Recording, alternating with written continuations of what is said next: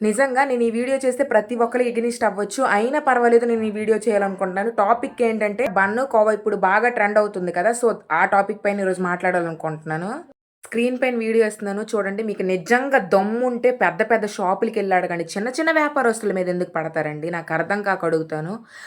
ఎవ్వడు కూడా ఆ స్వీట్ షాప్‌లో ఆ పెద్ద పెద్ద షాపులో కూడా స్వచ్ఛమైన పాలతోటి చేయడు. ప్రతి ఒక్క దాంట్లోన కల్తీయే. ఈ రోజుల్లో ప్రతి ఒక్క దాంట్లో కల్తీయే. ఒకవేళ నీది 100% రైట్ ఉంది. అక్కడ 20 మెంబర్స్ ఉన్నాడు. ఇటుపక్క సింగిల్‌గా నువ్వు ఒక్కడివే ఉన్నావు. ఏమైనా మాట్లాడగలవా? అతను ఎంత కంగారయ్యి, ఎంత ఇదయ్యి ఇచ్చేస్తున్నారు. చిన్న చిన్న వ్యాపారస్తుల మీద పడతారేంటండి? అది కల్తీ అవ్వచ్చు. కానీ అలా చేయడం కరెక్ట్ కాదు. ఒకవేళ 100% అతనిదే రాంగ్ ఉండొచ్చు. కానీ మీరు 20 మంది కలిసి ఒక్కసారి ఆడడం అది కరెక్టా? సడెన్‌గా అతనికి ఆ టెన్షన్‌కి స్ట్రోక్ వచ్చేస్తే ఎవరిది బాధ్యత? వాళ్ళ ఫ్యామిలీని ఎవరు చూసుకుంటారు? చిన్న చిన్న పిల్లలు ఉంటారు. ఆ పిల్లలకి ఎవరు చూసుకుంటారు? ఒకవేళ అతనిదే రాంగ్ అండి. మీరు అలా అడగడం కరెక్టా? ఆ పెద్ద పెద్ద స్వీట్ షాపులకి, రోడ్డు మీద వ్యాపారస్తులకి తేడా ఏంటో తెలుసా? ఇది రోడ్డు, అది ఏసీ రూమ్‌లు. అది తేడా. ఇది రైటో కాదో కూడా కామెంట్ చేయండి గైస్. ఇదైతే నాకు అస్సలు నచ్చలేదు.